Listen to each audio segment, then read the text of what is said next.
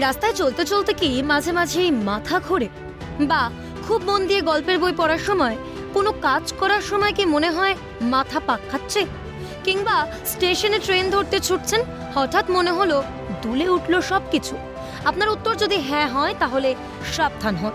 এই মাথা ঘোরা বা ভার্টিগো বিভিন্ন রোগের কারণ হতে পারে। তাহলে চলুন জেনে নেওয়া যাক কেন হয় এই ভার্টিগো।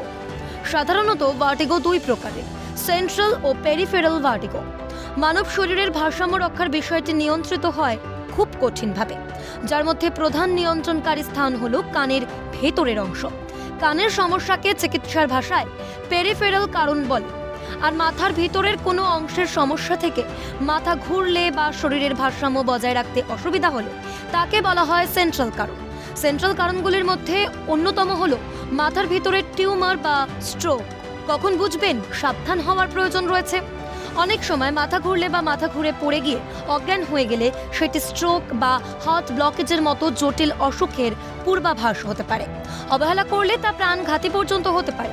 তাছাড়া কানে কম শোনা, কান বন্ধ, দুটো কানের মধ্যে একটি কান তুলনামূলক ভারী বোধ হলে বা শ্রবণ শক্তির পার্থক্য হলে খুব সজাগ হওয়া উচিত।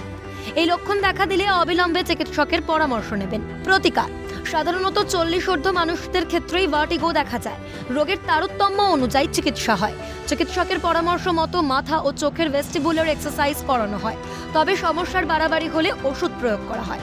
মনে রাখবেন, ভার্টিগোর সমস্যায় কোল্ড ড্রিঙ্কস জাতীয় নরম পানীয় খাওয়া একেবারেই অনুচিত। তাই কোনো রোগকেই তুচ্ছ ভেবে অবহেলা করবেন না। সতর্ক থেকে প্রয়োজনে অবশ্যই চিকিৎসকের পরামর্শ নেবেন এবং সুরক্ষিত থাকবেন। ক্যালকাটা নিউজ।